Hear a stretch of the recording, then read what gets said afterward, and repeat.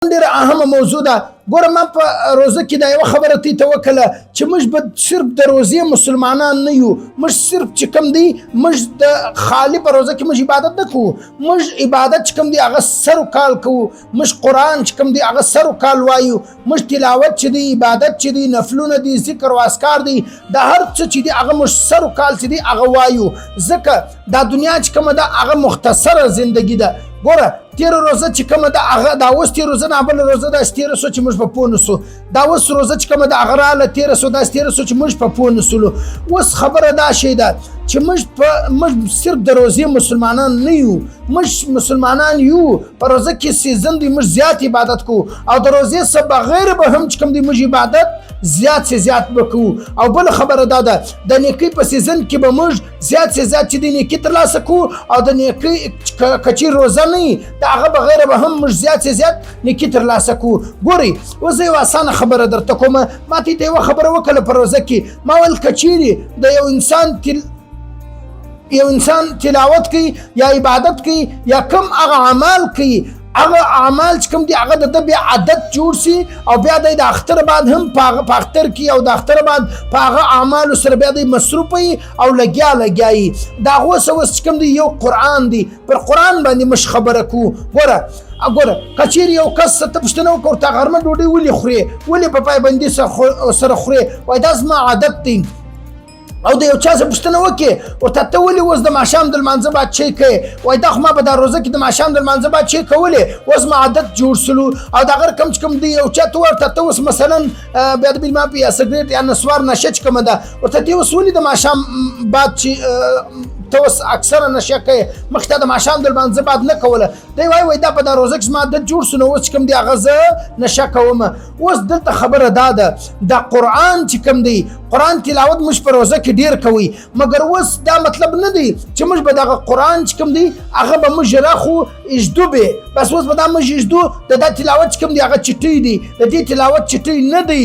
اوس به موږ هغه رقم د قرآن تلاوت کوو، زیات به کوو. کوشش مې څومره زیات کېږي د ورځې یوه سپاره موږ وایو، که یوه سپاره نسو ویلی نیمه وایو، که نیمه نسو ویلی پاو وایو، که پاو نسو ویلی دومره کمزوري خو نو دونه کمزوري خو به یو چې کم سے کم 2 صفحې چې کومې دي هغه موږ وایو. دومره کمزوري خو به یو، که ډېر کمزوري سو دا 2 صفحې چې کومې دي هغه خو به موږ وایو. بله خبره قرآن مجید چې کوم دی هغه به موږ ضرور راخو په ورځ کې خامخا راخه چې هر رقم ضروري دی کار دی، که ستا په کور کې پروګرامي، واده، خوشحالي، غم، هر قسم حالت چې نیمه ګانټه قرآن مجید ضرور راخه، خامخا راخه. مګر دومره بې وفایي مه ورسره کوه چې قرآن مجید راواخې بیا اوس په روزه کې کښېښوئ، بیا بل روزه بیا قرآن مجید موږ راخو وایو. دا ډېره بې وفایي ده، ظلم دی. ګوره لکه بدن چې خپل حق لري، خوراک خپل حق، د بدن حق خپل خوراک چې دی هغه د بدن حق سته، خوراک به ورکوې. دغه رقم د زړه غنا چې کومه ده هغه ضروري ده، ذکر چې دی هغه ضروري دی. دغه رقم د قرآن تلاوت چې کوم دی هغه د بدن غذا ده، د روح غذا ده. دا به موږ ضرور چې کوم دی هغه وایو. صحیح سو. بله خبره ګورئ موږ اکثره زموږ په معاشره کې چې کله یو واده په هغه واده کې قرآن مجید ورکړي، هغه قرآن مجید د دې دپاره نه ورکوي چې د شو شا دپاره د مخ ته په ګاډۍ کې پروت دی، هغه د دې دپاره ورکوي چې دغه د دوی به د قرآن مجید تلاوت روزانه کوي او دا عبادت وکړي، د دوی به ښایسته زندګي چې ده هغه به مخ ته جوړه سي، او الله تعالی به دوی ته نیک صالح د خیر و د عافیت د برکت اولاد ورکړي. دغه د دوی د ازواجیت زندگی چې کومه ده هغه به ډېره ښایسته وګرځېږي او د خیر و د عافیت سبب به وګرځېږي. مګر موږ چې یو بې وفا یو، ګورئ که چیرې موږ د قرآن سره بې وفایي کوو په ورځ د آخرت به هم دغه رقم زموږ د هغه قرآن چې کوم دی هغه به بیا د موږ سره وفا نه کوي. ګوره اوس یو انډیوال یا بل انډیوال ډېر ټیم بعد هغه سره وویني، نو هغه ورته وایي چې ګرسه زه دې ډېر ټیم بعد ما ته ولیدلې خو ګرسه راسه یې ولې. دغه رقم یو قریب بل قریب خالي په اخترانو کې ځي، په اخترانو کې چې کار وي نو هغه ډېر ټیم بعد رالی دی وایي داسې مصروفه ولم وایي ګرسه دې ير کړې وم خورلنه ورته وایي وایي ګرسه دې ير کړې ولم.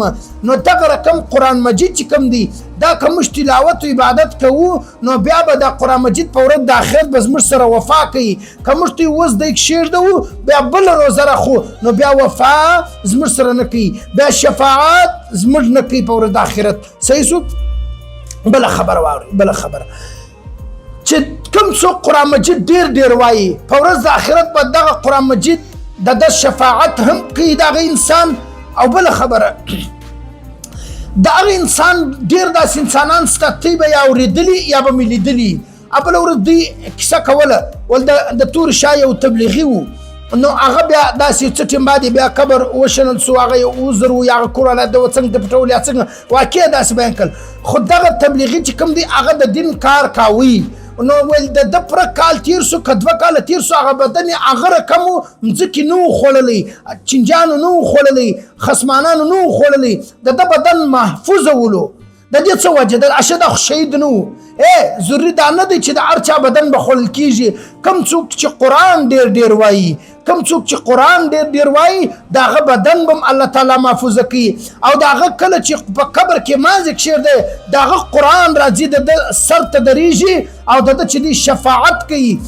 او کله چې دا ګرسه دا مړی ګناهګار جهنم نه ځي د ده پکې د جهنم فیصله وسي، هغه دا قرآن چې کوم دی هغه د ده شفاعت کوي و الله تعالی ته د ده په حق کې چې کوم دی جګړالو درېږي، جګړه کوي د ده په حق کې اواز پورته کوي. وایي دی به نه بیا جهنم له په د ده څه به پوښتنه وسي چې ولې؟ په جواب کې به ده ته وویل سي، دی به په جواب کې ورته وایي چې ده په دنیا کې زما سره مینه و محبت کول، زما سره وفا کول. خو زه ته دا خبر کوم ضرور کوشش کوي چې یوه سپاره وایست، یوه نسې ولې دوې نسې ولې یوه ووایه، یوه نسې ولې نیمه ووایه، نیمه نسې ولې پاو ووایه، مګر دو ډېر کمزورې دا 2 صفحې خو ضرور ووایه. ټیک شو؟ نور ډېر کمزورې ډېر ختم یې دغه یو صورت خو ضرور ووایه. پرېږده یې مه، که غم که خوشحالي که هر قسم حالات ستا په کور کې مې پرېږده وایه ضرور. صحیح شو؟ شاه عبدالقادر جیلانی رحم الله فرمایي وایي چې کوم هغه څوک په یاد سره قرآن وایي الله تعالی د هغه ته 1000 درجې ورکوي، او چې کوم څوک قرآن په ناظره سره وایي ورته ګوري وایي هغه ته الله تعالی 2000 درجې ورکوي. بله خبره واورئ وایي چې ګوره کم هغه څوک قرآن په کتلو سره زیات وایي که د دغه کس مور پلار دنیا سره رخصت سوي الله تعالی وده ته د قرآن د ویلو مور پلار ته هم ثوابونه ورکوي او وده ته هم ثوابونه چې کوم دي هغه ورکوي. او بله خبره واورئ د قرآن حق چې کوم دی هغه پر ما ته باندې خپل حق دی. که چېرې ما ته د حق نه کو پر ځای لکه څنګه چې ما مخکې هم تیتولې لکه څنګه چې مې شفاعت په ورځ د آخرت کوي دغه رقم به دعوه او جنګ به په ورځ د آخرت را سره کوي. که مې د قرآن حق چې دی هغه نه کوي پر ځای. د قرآن حق دا دی چې په کال کې کم سے کم 2 وارې ختم که 3 وارې ختم که 5 وارې ختم که.